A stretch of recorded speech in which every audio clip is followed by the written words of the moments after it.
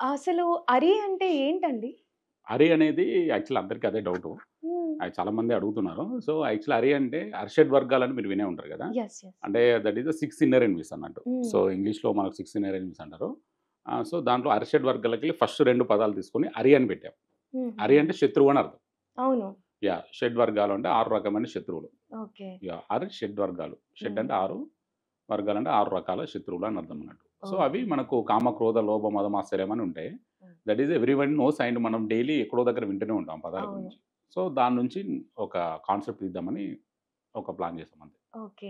అసలు ఎలా అంటే ఈ కాన్సెప్ట్ ట్రైలర్ రిలీజ్ చేయాలి అని చెప్పేసి మీకెలా అనిపించింది? అండ్ మేము ట్రైలర్ చూసాము. హ్మ్. చూస్తున్నంత సేపు యూ నో ఏదో దేవుడితో మాట్లాడుతున్నట్టు అందరూ వచ్చేసి వాళ్ళు హుహు. చెప్తూ ఉంటారు. ఏదో ఫిలాసాఫికల్‌గా హ్మ్. ఈయన కొన్ని టిప్స్ ఇస్తూ ఉంటారు. హ్మ్. దాంట్లో ఏమో కాన్సెప్ట్ మర్డర్ చేయాలి, హ్మ్. యాసిడ్ పోయాలి, హ్మ్. క్రూరంగా రేప్ క్రూరంగా. చేయాలి. హ్మ్. అమ్మో! హ్మ్. ఏంటండి ఆ థాట్స్? అంటే యాక్చువల్లీ అదేనండి. యాక్చువల్లీ మెయిన్ కాన్సెప్టే అదన్నట్టు. అంటే అక్కడున్న కూర్చున్న వ్యక్తితోటిను ఈ 6 ఇన్నర్ ఎనిమీస్ మధ్యలో ఒక కన్వర్జేషను, కాన్‌ఫ్లిక్ట్స్ అంటే వాళ్ళ రియలైజేషను ఏంటనేది సినిమా యాక్చువల్లీ. ఓకే. కొంచెం డెప్త్‌గానే ఉంటది సినిమా. అవును. చాలా డెప్త్‌గా ఉంటుంది హుహు. యాక్చువల్లీ. అవును. హ్మ్. మూవీకి ముందే ప్రివ్యూలు కూడా వేసినట్లున్నారు కదా! అవునవును. చాలా మంచి అప్లాస్ కూడా వచ్చినట్లుంది. Previews actually got very good tremendous response from the previews అండి. హుహు. We are very happy. So, hmm. ఆ ధైర్యంతోటి థియేటర్‌లో ఒక మంచి డేట్ చూసుకొని రిలీజ్ చేద్దామని అక్టోబర్ 10కి ప్లాన్ ప్లాన్ చేసుకున్నాం. యాహ్! చేసుకున్నారు. ఎలా వచ్చిందండి అప్లాస్? అంటే చాలా చేసినట్లున్నారు. అసలు ఎప్పుడు షూటింగ్ అయిపోయింది? ఎప్పుడు ప్రివ్యూ చేసారు? ఎందుకని ఇంత లేట్‌గా వచ్చారు? అంటే ఇంత లేట్‌గా అంటే ఎట్లా ఈ రోజు లేటా? లేకపోతే సినిమా లేట్ అంటున్నారా? సినిమా అంటే ప్రివ్యూస్ అవన్నీ వేసిన ఆ! తర్వాత ఆ! థియేటర్ రిలీజ్ కొంచెం లేట్ ఆ! అయినట్టు అనిపిస్తుంది అంటే కదా! అలా. లేదండి. దానికి మేము గ్రౌండ్ వర్క్ జేసుకున్నాము. హుహు. యాక్చువల్లీ మేము జనవరి కల్లా ఈ మంత్ లాస్ట్ ఈ ఇయర్ జనవరి కల్లా ఫస్ట్ కాపీ తీసుకున్నాము. తీసుకుంటే ప్రివ్యూస్ యేసుకున్నాము. ఒక మల్టిపుల్ ప్రివ్యూస్ యేసుకున్నాము. మల్టిపుల్ ఒపీనియన్స్ తీసుకున్నాము.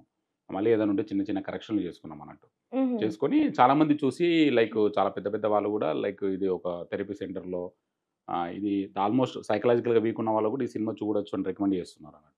ఓహ్! సో, కొంచెం యోగా సెంటర్స్‌లో సో, మేము ప్రివ్యూ చేసాము. చాలామంది గురూస్‌కి చూపెట్టాము. సో, అంటే ఈ సినిమా ఏ టైప్ ఆఫ్ ఆడియన్స్‌కి ఎక్కుతది.